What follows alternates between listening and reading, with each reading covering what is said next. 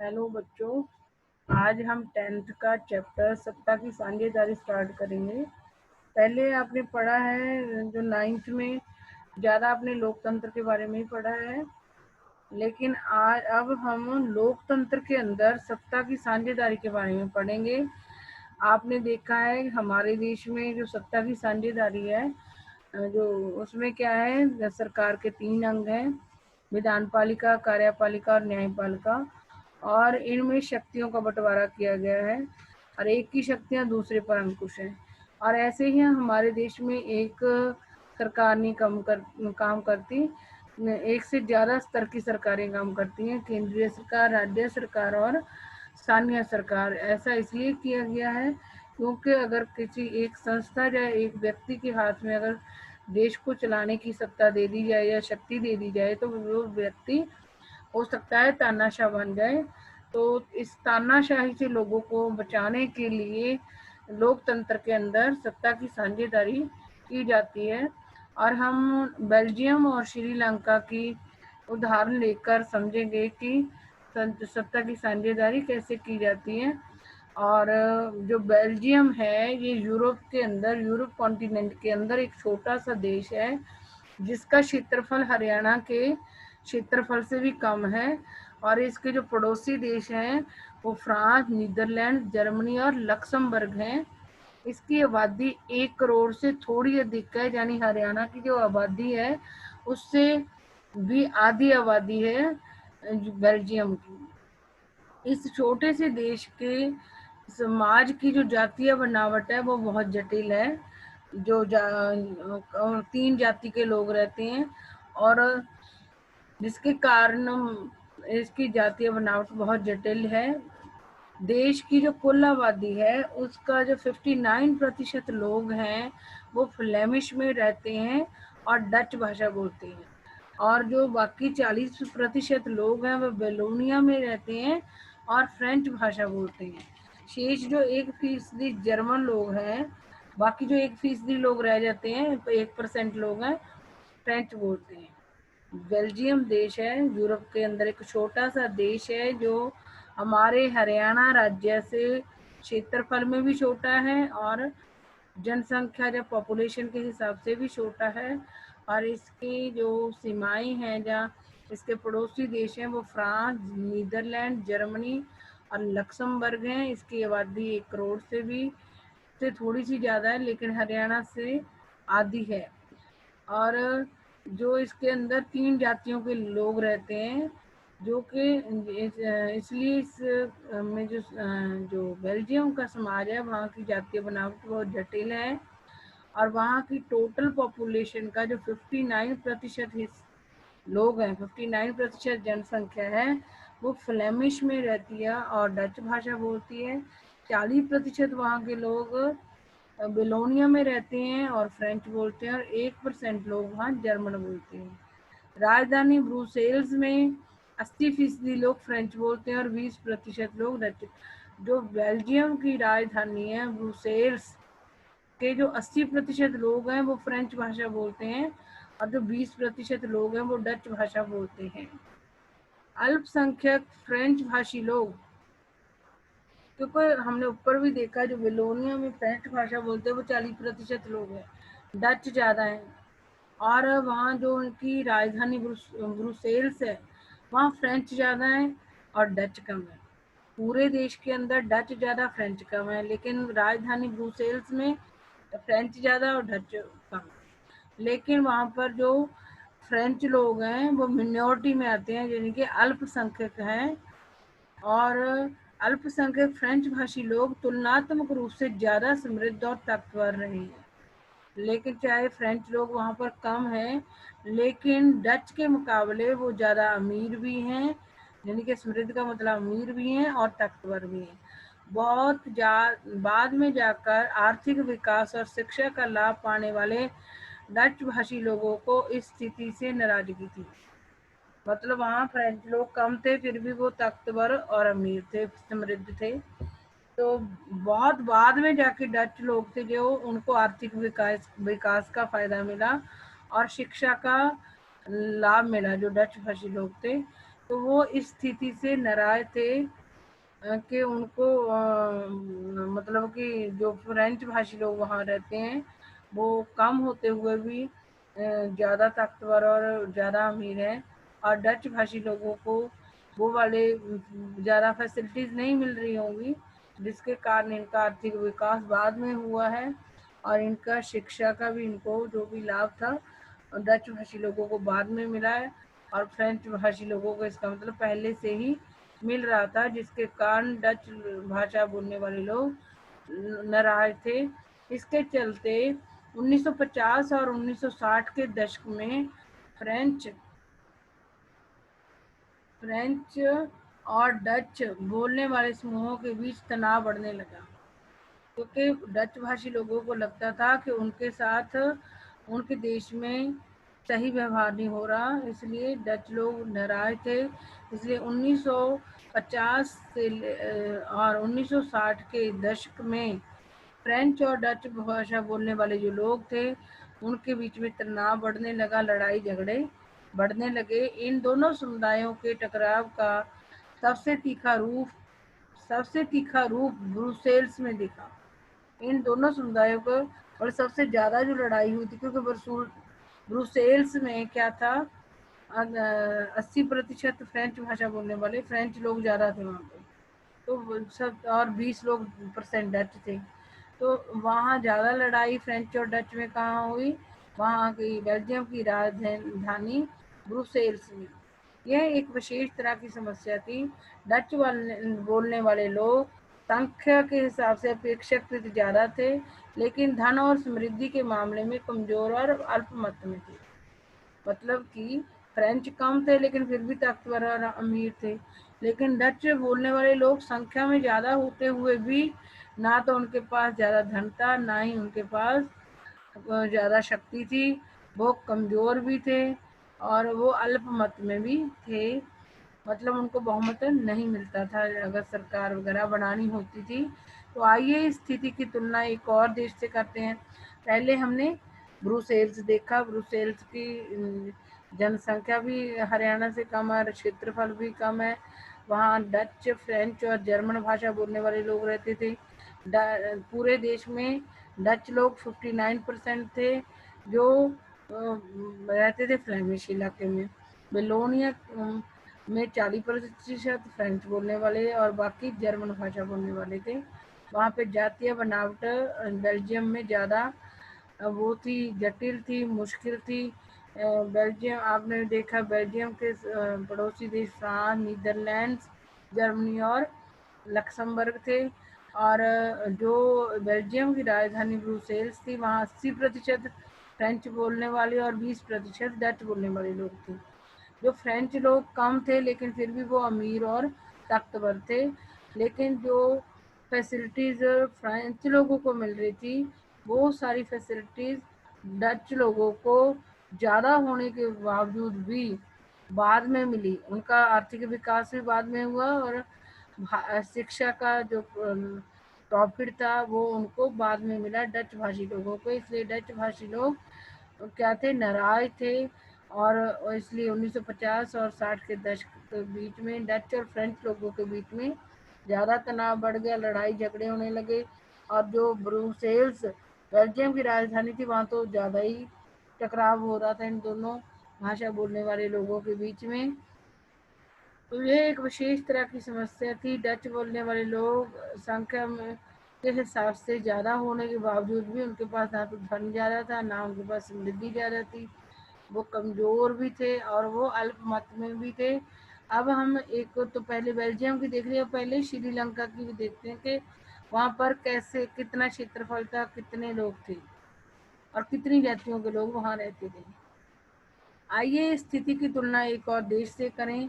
श्रीलंका एक द्वीपीय देश है जो तमिलनाडु के दक्षिणी तट से कुछ किलोमीटर की दूरी पर स्थित है। श्रीलंका हमारा पड़ोसी देश है जो हमारे देश के राज्य तमिलनाडु से कुछ ही किलोमीटर की दूरी पर स्थित है। दक्षिण में, इंडिया के दक्षिण में तमिलनाडु के दक्षिणी तट से कुछ ही किलोमीटर की दूरी पर स्थित है श्रीलंका, जो कि एक द्वीपीय देश है। इसकी आबादी करीब 2 करोड़ है, यानी हरियाणा के बराबर है। और दक्षिण एशिया के अन्य देशों की तरह श्रीलंका की आबादी में भी कई जातीय समूहों के लोग हैं। द्वीपीय देश है। तमिलनाडु जो हमारा दक्षिण में राज्य है उससे कुछ किलोमीटर दूरी पर स्थित है। इसकी आबादी 2 करोड़ यानी कि हरियाणा के बराबर है। दक्षिण एशिया के अन्य देशों की तरह श्रीलंका की आबादी में भी कई जातीय समूहों के लोग हैं। जैसे हमने बेल्जियम में देखा ना 3 तरीके के लोग रहते हैं, वैसे ही श्रीलंका में भी कई जातियों के लोग रहते हैं। सबसे प्रमुख सामाजिक समूह सिंहलियों का है।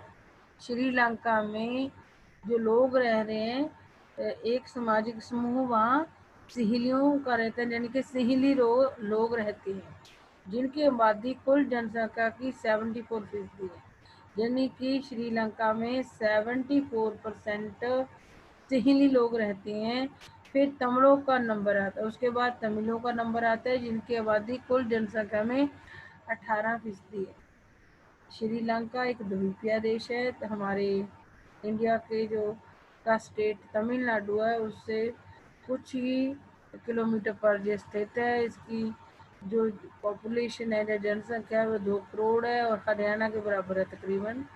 और इसके अंदर भी दक्षिण एशिया के बाकी देशों की तरह श्रीलंका में भी कई जातियों के लोग रहते हैं। और वहाँ की जो टोटल पॉपुलेशन है उसका 74% क्या है, सिंहली लोग रहते हैं श्रीलंका में। और 18% या प्रतिशत लोग वहाँ पे 18 वहाँ की कुल जनसंख्या का 18% लोग तमिल हैं। तमिलों में भी 2 तरीके के तमिल हैं। श्रीलंकाई मूल के तमिल जो श्रीलंका में ही शुरू से रह रहे हैं, एक भारतीय मूल के तमिल। श्रीलंका में 18% तमिल लोग रहते हैं और उस तमिल भी 2 तरीके के हैं। श्रीलंकाई मूल के तमिल 13% और हिंदुस्तानी तमिल जो औपनिवेशिक शासन काल में बगानों में काम करने के लिए भारत से लाए गए लोगों की संतान है। तो जो श्रीलंकाई मूल के जो वो है तमिल हैं वो कितने हैं, 13% हैं। और वो भारतीय लोग जो अंग्रेजों के समय में शासनकाल में बगानों में काम करने के लिए भारत से श्रीलंका ले जाए गए थे, उनकी संतान है। और ये तमिल और हिंदुस्तानी तमिल वो तमिल हैं जो अंग्रेजों के समय में श्रीलंका के बगानों में काम करने के लिए ले जाए गए थे। मौजूदा श्रीलंका के नक्शे पर गौर करें तो पाएंगे कि तमिल मुख्य रूप से उत्तर और पूर्वी प्रांतों में आबाद हैं। अगर वहाँ पे जो अब श्रीलंका का मैप है उसके हिसाब से हम ध्यान देते हैं तो तमिल मुख्य रूप से तमिल लोग उत्तर और पूर्वी प्रांतों में रहते हैं। श्रीलंका के आज का जो मैप है उसमें देखो तो जो तमिल लोग हैं वो श्रीलंका के उत्तर और पूर्वी प्रांतों में रहते हैं। अधिकतर सीली भाषी लोग बौद्ध हैं। जो सीली भाषा बोलने वाले लोग हैं वहाँ पे ज़्यादा वो बौद्ध धर्म को मानते हैं, जबकि तमिल भाषी लोगों में कुछ हिंदू और कुछ मुसलमान। तमिल भाषा बोलने वाले जो भारतीय लोग हैं उनमें से कुछ हिंदू हैं और कुछ मुसलमान हैं। श्रीलंका की आबादी में ईसाई लोगों का हिस्सा 7% है और वे सिंहली और तमिल दोनों भाषाएं बोलते हैं। आपको पता लग गया श्रीलंका द्वीपीय देश है और हमारे राज्य तमिलनाडु से कुछ किलोमीटर दूरी पर स्थित है। द्वीपीय देश है, 2 करोड़ यानी कि हमारे हरियाणा राज्य के बराबर उसकी वो जनसंख्या है। और वहाँ हमने देखा कि 74% सिंहली लोग रहते जो कोई बौद्ध धर्म को मानते हैं और 18% वहाँ पर तमिल लोग रहते हैं। और तमिल भी वहाँ 2 तरीके के हैं, एक तो वो तमिल जो मूल निवासी हैं श्रीलंका में ही शुरू से रह रहे हैं और एक हिंदुस्तानी तमिल है जो अंग्रेजों के समय में वहाँ मजदूर अंग्रेजों के समय में बगानों में, श्रीलंका के बगानों में काम करने के लिए ले जाए गए भारतीय लोगों की संतान है। मौजूदा श्रीलंका के नक्शे पर अगर हम देखते हैं तो उत्तर पूर्वी प्रांतों में तमिल लोग रहते हैं, तमिल भाषी लोग रहते हैं।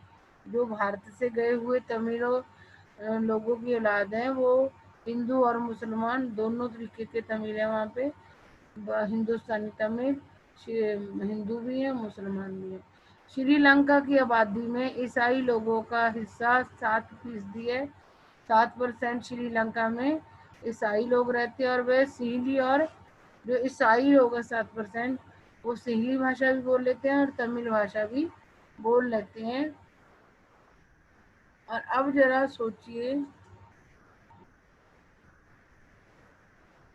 सोचिए कि ऐसी स्थिति में क्या हो सकता था। बेल्जियम और डच भाषी लोग अपनी बड़ी संख्या के बल पर फ्रेंच भाषी और जर्मन भाषी लोगों पर अपनी इच्छाएं थोप सकते थे। बेल्जियम में डच भाषी लोग अपनी बड़ी संख्या के बल पर फ्रेंच भाषी और जर्मन भाषी लोगों पर अपनी इच्छाएं थोप सकते थे। यानी कि बेल्जियम की बात आ रही है कि बेल्जियम में क्या हो सकता था। नहीं, ये पहले हमने श्रीलंका और बेल्जियम के बारे में पढ़ लिया, अब पढ़ेंगे श्रीलंका में बहुत संख्यावाद। पहले आपको बेल्जियम की पूरा पता होना चाहिए, कितने प्रतिशत वो है, क्या है वहाँ पे डच भाषा बोलने वाले हैं, कितने फ्रेंच बोलने वाले हैं, कितने जर्मन। फिर आपको तमिलनाडु, उसके बारे में श्रीलंका का भी पता होना चाहिए, कौन कौन सी जातियों के लोग रहते हैं। अब श्रीलंका में बहुत संख्यकवाद। सन 1948 में श्रीलंका स्वतंत्र राष्ट्र बना। स्वतंत्रता कब मिली है श्रीलंका को? 1948 में। लेकिन आपको इसको याद रखना है, सन 1948 में श्रीलंका स्वतंत्र राष्ट्र बना। सिंहली समुदाय के नेताओं ने अपनी बहुसंख्या के बल पर शासन पर प्रभुत्व जमाना चाहा।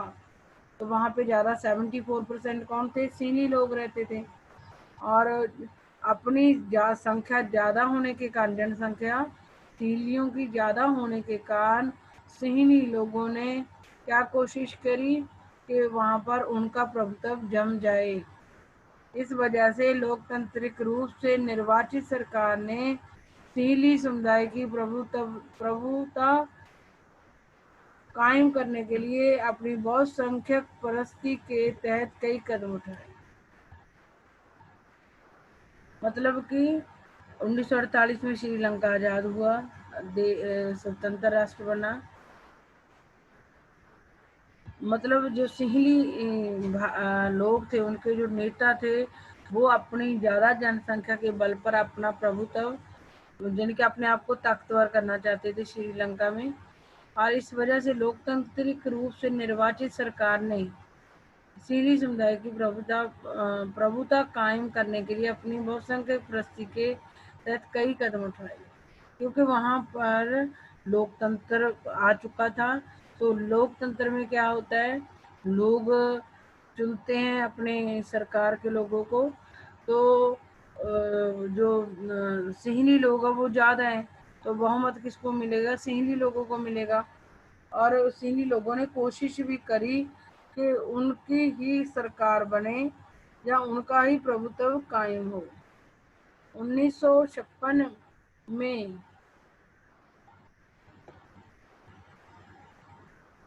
कहाँ है 1956 में एक कानून बनाया गया, जिसके तहत तमिल को दरकिनार करके सिंहली को एकमात्र राजभाषा घोषित कर दिया गया। 1948 में क्या हुआ था? श्रीलंका आज़ाद हुआ था और वहाँ पर जो सिंहली लोग थे वो कोशिश कर रहे थे कि वो ताकतवर हो जाएं, अपना प्रभुत्व जमा लें। और लोकतांत्रिक देश होने के नाते जो जिनकी ज़्यादा पॉपुलेशन होएगी, तो वही कोशिश करेंगे कि उनका प्रभुत्व जमे। और इन्होंने सिंहली लोगों ने अपना प्रभुत्व जमाने की बहुत कोशिश की। और 1956 में एक कानून बनाया गया, जिसके तहत तमिल को दरकिनार करके सिंहली को एकमात्र भाषा घोषित कर दिया गया। 1948 में तो ये आज़ाद हुआ था देश, और 56 में एक कानून बना दिया। मेरे ख्याल सिंहली लोगों की सरकार बनी होगी, और सिंहलियों ने क्या करा, 1956 में एक कानून बना दिया जिसके तहत तमिलों की भाषा को कोई प्रेफरेंस ना देते हुए, दरकिनार करते हुए सिंहली भाषा को राजभाषा घोषित कर दिया श्रीलंका की। और विश्वविद्यालय और सरकारी नौकरियों में सिंहलियों को प्राथमिकता देने की नीति भी चली। और सिंहली लोगों को ही जब नौकरी देनी होती थी विश्वविद्यालयों में या कुछ सरकारी नौकरियां निकलती थी, तो सबसे पहले नौकरी किसको मिलती थी, सिंहली लोगों को। नए संविधान में यह प्रावधान भी किया गया कि सरकार बौद्ध मत को संरक्षण और बढ़ावा देगी। और जो श्रीलंका का संविधान बना वहाँ उसमें भी इन्होंने सिंहलियों ने क्या व्यवस्था कर दी कि बौद्ध मत को ही ज्यादा सुरक्षा दी जाएगी, संरक्षण। बौद्ध धर्म को कौन मानता था, सिंहली लोग बौद्ध धर्म को मानते थे और बौद्ध धर्म के संरक्षण को ही सिंहलियों ने संविधान में भी बढ़ावा दिया। एक एक करके आइए, एक एक करके आए इन सरकारी फैसलों ने, एक एक करके आए इन सरकारी फैसलों ने श्रीलंकाई तमिलों की नाराजगी और शासन को लेकर उनमें बेगानापन बढ़ाया। अब श्रीलंका में ज़्यादा कौन थे, सिंहली थे, सिंहली लोगों। और 1948 में आपको पता श्रीलंका आज़ाद हुआ और वहाँ लोकतंत्र आया। और लोकतंत्र में आपको पता है कि जिनको बहुमत मिलता है वही सरकार बनाते हैं। और सिंहली लोग 74% थे और तमिल 18, तो बहुत बड़ा फर्क था। तो तमिल जो सिंहली लोग थे उनके नेता यही कोशिश कर रहे थे कि श्रीलंका के सिंहली लोगों का प्रभुत्व वहां जम जाए और वो इसमें सफल भी हुए।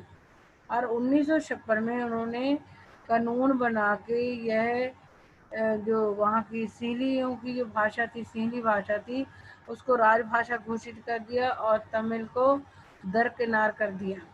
और विश्वविद्यालयों में और सरकारी नौकरियों में जब भी नौकरियां निकलती थी तो सबसे पहले सिंहली लोगों को नौकरी मिलती थी। और संविधान में भी यह प्रावधान कर दिया गया कि जिस सिंहलियों का बौद्ध धर्म था उसको ही ज़्यादा सुरक्षा दी गई संविधान के अंदर। एक एक करके ये जो कानून बनाए गए, इससे जो श्रीलंका के तमिल थे उनको कोई फायदा नहीं हो रहा था, उनको श्रीलंका के अंदर बेगानापन महसूस हो रहा था। क्योंकि जितने भी सिंहलियों ने कानून बनाए उसमें फायदा सिंहली लोगों का हो रहा था, तो जबकि तमिल लोग भी तो श्रीलंका के रहने वाले थे, लेकिन उनको उनकी तरफ सिंहली लोगों की सरकार कोई ध्यान नहीं दे रही थी, जिसके कारण तमिलों को श्रीलंका में बेगानापन लग रहा था और शासन को लेकर उनमें बेगानापन बढ़ाया। उन्हें लगा कि बौद्ध धर्मावलंबी सिंहलियों के नेतृत्व वाली सारी राजनीतिक पार्टियां उनकी भाषा और संस्कृति को लेकर असंवेदनशील हैं। एक तो उनको ये लग रहा था कि हमारे बारे में कुछ कोई सोच नहीं रहा, देश की सरकार नहीं सोच रही, तो उनको बेगाना महसूस हो रहा था।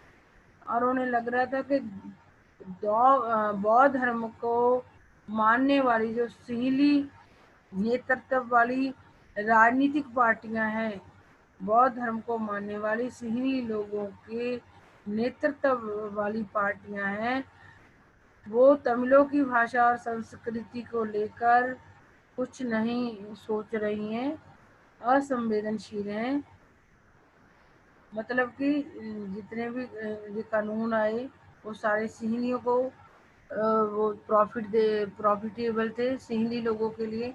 तमिलों के लिए कोई व्यवस्था नहीं थी, जिसके कानून को बेगानापन लग रहा था। और तमिलों को लग रहा था कि सिंहली लोग जो बौद्ध धर्म को मानते हैं और वो जिन राजनीतिक पार्टियों का नेतृत्व कर रहे हैं, वो राजनीतिक पार्टियां तमिल लोगों की भाषा और संस्कृति के बारे में कुछ नहीं सोच रही हैं। उन्हें लगा कि संविधान और सरकार की नीतियां उन्हें लगा कि संविधान और सरकार की नीतियां उन्हें समान राजनीतिक अधिकारों से वंचित कर रही हैं। उन्हें क्या लगा कि जो सरकारी नीतियां हैं उन्हें लगा कि संविधान और सरकार की नीतियां उन्हें समान राजनीतिक अधिकारों से वंचित कर रही हैं। नौकरियों और फायदे के अन्य कामों में उनके साथ भेदभाव हो रहा है और उनके हितों की अनदेखी की जा रही है। परिणाम यह हुआ कि तमिल और सिंधी समुदायों के संबंध बिगड़ते चले गए। मतलब कि उनको तमिल लोगों को एक तो लग रहा था कि उनके लिए सरकार कोई कानून नहीं बना रही, सिंहली लोगों के लिए बना रही है। और सिंहली लोग जो बौद्ध धर्म को मानते थे और जिन राजनीतिक पार्टियों के वो नेता थे, तमिल लोगों को लग रहा था कि वो नेता तमिलों की भाषा और संस्कृति के बारे में नहीं कुछ सोच रहे, ना ही उनको राजनीतिक अधिकार सिंहलियों के बराबर मिल रहे हैं। और नौकरियों के फायदे भी तमिल लोगों को नहीं मिल रहे, सिंहलियों को ज़्यादा मिल रहे हैं। और तमिलों को लग रहा था कि उनके साथ भेदभाव हो रहा है और तमिलों के हितों की अनदेखी हो रही है। परिणाम ये हुआ कि तमिल और सिंधी समुदायों के संबंध बिगड़ते चले गए। जब सिंहली लोग सरकार चलाने और सिंहली लोगों को ज़्यादा फायदा दे रहे हैं और तमिल लोगों की तरफ ध्यान नहीं दे रहे, तो इस तरीके से सिंहली और तमिल लोगों के बीच में तनाव बढ़ता गया और संबंध बिगड़ते गए।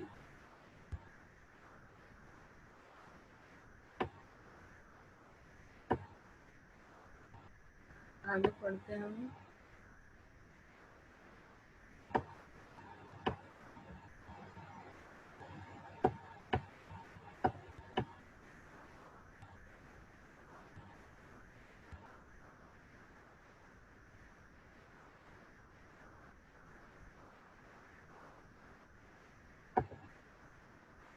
मतलब तमिलों और सिंहलियों के जो वो थे संबंध थे वो बिगड़ते गए।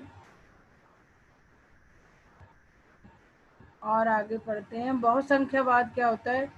ये मानता है कि अगर कोई समुदाय बहुसंख्यक है तो वह अपने मनचाहे ढंग से देश का शासन कर सकता है और इसके लिए वह अल्पसंख्यक समुदाय की जरूरत जहाँ इच्छाओं को की अवहेलना कर सकता है। तो बहुसंख्यकवाद भी एक परिभाषा है, ये याद कर लेना। बहुसंख्यकवाद का क्या मान्यता होती है कि अगर कोई समुदाय बहुसंख्यक है, जैसे श्रीलंका में 3 लोग क्या है, बहुसंख्यक हैं, तो वह अपने मन चाहे ढंग से देश का शासन कर सकता है। बहुसंख्यकवाद क्या सोचता है कि वो जैसे चाहे अपने मन से शासन को चला सकता है और इसके लिए वो अल्पसंख्यक समुदाय की जरूरत चाहे शौक की अवहेलना भी कर सकता है। बहुसंख्यकवाद जो होता है, इसके तहत किसी देश के अंदर किसी जाति या धर्म के ज़्यादा जो लोग होते हैं वो क्या सोचते हैं कि वो आप मन चाहे ढंग से अपने देश को चला सकते हैं और उस देश में पाए जाने वाले अल्पसंख्यकों के हितों की भी अनदेखी कर सकते हैं। और बहुसंख्यकवाद का जो मीनिंग आप लोग याद कर लेना ढंग से। और आगे पढ़ते हैं। श्रीलंकाई तमिलों ने अपनी राजनीतिक पार्टियां बनाई। अब तमिल लोग और सिंधी लोग अपने भले के लिए सब कुछ कर रहे हैं, तमिलों के बारे में नहीं सोच रहे। तो जो श्रीलंका के अंदर तमिल लोग रह रहे थे उन्होंने अपनी राजनीतिक पार्टियां बनाई। सिंधी लोगों की जो राजनीतिक पार्टियां थी, तमिल लोगों ने भी अपनी राजनीतिक पार्टियां बनाई और तमिल को राजभाषा बनाने, क्षेत्रीय स्वायत्तता हासिल करने तथा शिक्षा और रोजगार में समान अवसरों की मांग को लेकर संघर्ष किया। उन्होंने अपनी राजनीतिक पार्टियां बनाई। उन्होंने ये मांग करी कि उनकी तमिल भाषा को राजभाषा बनाया जाए, क्षेत्रीय स्वायत्तता हासिल करने तथा शिक्षा और रोजगार के समान। और उनको वो अपने क्षेत्र में चाहते थे कि वो अपने क्षेत्र में अपनी इच्छा के अनुसार काम कर सकें।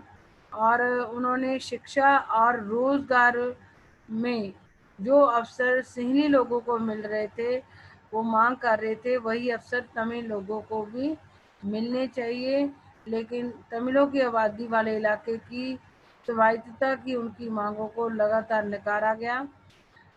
वो चाहते थे कि जो तमिल लोग चाहते थे कि जिस एरिया में हम रहते हैं तो वहाँ तो तमिल लोगों की चलनी चाहिए, लेकिन वहां पर भी उनको नकारा जा रहा था। 1980 के दशक तक उत्तर पूर्वी श्रीलंका में स्वतंत्र तमिल इलम बनाने की मांग को लेकर अनेक राजनीतिक संगठन बने।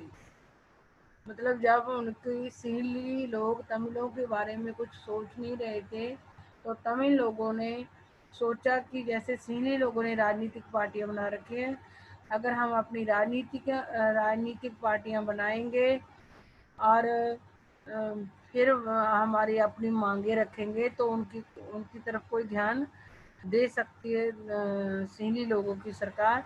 तो उन्होंने राजनीतिक पार्टियां बना के तमिलों ने अपनी तमिल भाषा को राजभाषा बनाने की मांग रखी। वो चाहते थे कि तमिल एरिया में, जिस एरिया में तमिल लोग रहते हैं, उनको उस क्षेत्र में स्वायत्तता हासिल हो, शिक्षा रोजगार के वही अवसर मिले जो सीली लोगों को भी मिल रहे हैं। लेकिन तमिलों की आबादी वाले इलाके की स्वायत्तता की जो उन्होंने मांग की थी, उसको नकारा जा रहा था।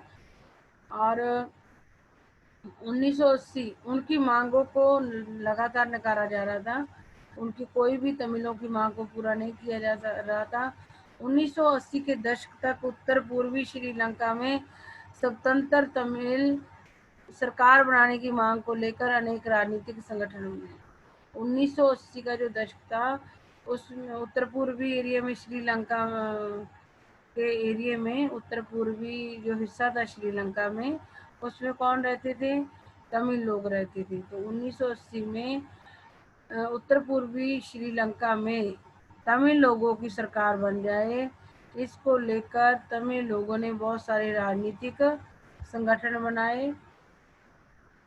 और आगे है, श्रीलंका में दो समुदायों के बीच पारस्परिक अविश्वास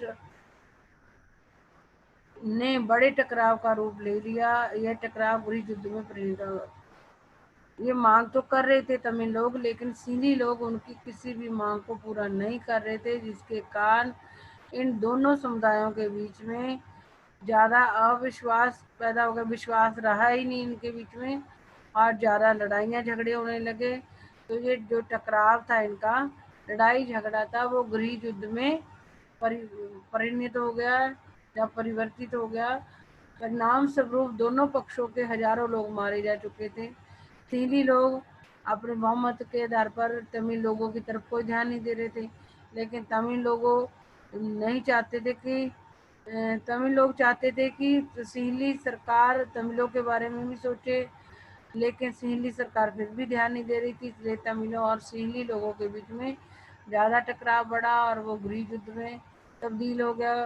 परिणाम स्वरूप दोनों पक्षों के हजारों लोग, जब लड़ाई झगड़ा हुआ तमिलों और सिंहलियों के बीच में, तो हजारों लोग मारे जा चुके थे। अनेक परिवार अपने मुल्क से भागकर शरणार्थी बन गए। कई लोग डरते हुए वो श्रीलंका को छोड़कर ही भाग गए। इससे भी कई गुना ज़्यादा लोगों की रोजी रोटी चौपट हो गई। जब पहले तो अभी चल ही रहा था कुछ ना कुछ, जब इन दोनों में लड़ाई होगी, सीली और ये कौन तमिलों के बीच में लड़ाई होगी, तो बहुत सारे लोग भी मारे गए और कई लोग डरते हुए श्रीलंका को छोड़कर शरणार्थी बन के चले गए। मतलब श्रीलंका को छोड़कर दूसरे देशों में शरणार्थी बन गए, शरण ले ली दूसरे देशों की। इससे भी कई गुना ज़्यादा लोगों की रोजी रोटी चौपट हो गई। इस लड़ाई के अंदर जब लड़ाई सारा दिन करते रहेंगे तो रोजी रोटी कहाँ से आएगी?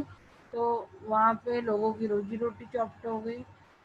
आपने पढ़ा है कि 10वीं कक्षा तक, 10वीं कक्षा के अर्थशास्त्र की पाठ्य पुस्तक पहले अध्याय में कि हमारे क्षेत्र के देशों के में आर्थिक विकास, शिक्षा, स्वास्थ्य के मामले में श्रीलंका का रिकॉर्ड सबसे अच्छा है। और हमारी जो 10th की बुक है ना अर्थशास्त्र की, उसमें बताया गया है कि आर्थिक विकास, शिक्षा और स्वास्थ्य के मामले में श्रीलंका का सबसे अच्छा रिकॉर्ड है। पर वहाँ के गृह युद्ध से मुल्क के सामाजिक, सांस्कृतिक और आर्थिक जीवन में काफ़ी परेशानियां पैदा हुई। 2009 में इस गृह युद्ध का अंत हुआ। मतलब कि जो देश शिक्षा, विकास और स्वास्थ्य के मामले में आगे था, मतलब अपने आसपास के क्षेत्रों से जो देश थे, उसके श्रीलंका के पड़ोसी देश थे जितने, उनसे श्रीलंका शिक्षा, विकास और स्वास्थ्य के मामले में आगे था और श्रीलंका का रिकॉर्ड अच्छा था। बट ये जो सिंहली और तमिल लोगों की लड़ाई गृह युद्ध में तब्दील हो गई थी, उसके कारण श्रीलंका का सामाजिक, सांस्कृतिक और आर्थिक जीवन था जो उसमें परेशानी आ गई। समाज में भी परेशानी आ गई, वहाँ की संस्कृतियाँ में भी परेशानी आई, क्योंकि सीली लोगों की संस्कृति अलग थी, तमिल की अलग थी। और सीली लोग तमिल लोगों की संस्कृति का कोई भी आदर नहीं करते थे, ना ध्यान देते थे। और आर्थिक विकास, आर्थिक जीवन में भी, पैसे कमाने संबंधी भी वहाँ बहुत सारी दिक्कतें आ गई थी। 2009 में इस गृह युद्ध का अंत हुआ। श्रीलंका में 2009 में इस गृह युद्ध का आपने देखा कि ज़्यादा कौन थे वहाँ पे श्रीलंका में, किसकी संख्या, जनसंख्या ज़्यादा थी? सिंहली की। सिंहलियों ने क्या करा, अपनी ज़्यादा होने का, बहुमत होने का फ़ायदा उठाया और कोशिश की कि सारा फ़ायदा बहुमत का सिंहली लोगों को मिले और सिंहली लोगों का श्रीलंका के अंदर प्रभुत्व जम जाए। और उन्होंने सिंधी लोगों ने जितने भी वहाँ कानून बनाए, उसमें सिंधी लोगों को ही फ़ायदा दिया। सिंधी भाषा को राजभाषा बनाया। विश्वविद्यालय और सरकारी नौकरियों में भी प्राथमिकता सिंधी लोगों को दी। और तमिल लोगों को, जो तमिल लोग थे, उनकी तरफ बिल्कुल भी ध्यान नहीं दे रही थी सिंहली सरकार। और इसलिए तमिल लोग अपने आप को बेगाना महसूस कर रहे थे। और उन्होंने अब मतलब उनको लग रहा था कि किसी भी क्षेत्र में तमिल लोगों को समान अधिकार, सिंहलियों के समान अधिकार नहीं दिए जा रहे। इसलिए जो तमिल लोग थे, उन्होंने भी राजनीतिक पार्टियां बनानी शुरू कर दी, और ताकि वो भी समाज के अंदर सिंहलियों के बराबर सम्मान सम्मान और इज्जत पा सकें, और उनकी संस्कृति भी बढ़ फूट सके, और आर्थिक जीवन भी उनका सुधर सके। लेकिन वहाँ की जो सिंहली सरकार थी, वो तमिलों को कोई भी फायदा नहीं पहुँचा रही थी, जिसके कारण सिंहली तमिल के जो तमिल लोग थे, उनके अंदर गुस्सा बढ़ गया और इन दोनों के बीच में टकराव हो गया, सिंधी और तमिल लोगों के बीच में। और वहाँ वैसे जो श्रीलंका है, उसका रिकॉर्ड अच्छा था विकास, शिक्षा और स्वास्थ्य के मामले में। लेकिन ये जो दो धर्मों के बीच में सिंहली और तमिल लोगों की जो लड़ाई थी, उसके कारण वहाँ पर सामाजिक, सांस्कृतिक और आर्थिक जीवन में काफ़ी कठिनाइयाँ आ गई। और फिर ये जो लड़ाई झगड़ा था इन दोनों के बीच में 2009 में ख़त्म हुआ। और जो आगे का चैप्टर है वो कल पढ़ेंगे। और प्लीज़ जो मैंने जितना आज आप लोगों को पढ़ाया है, उसको आप ढंग से बुक में से भी रीड कर लेना। और कल कोशिश करूँगी कि इसकी रिवीजन करवा दूँ, कल वाली उसमें।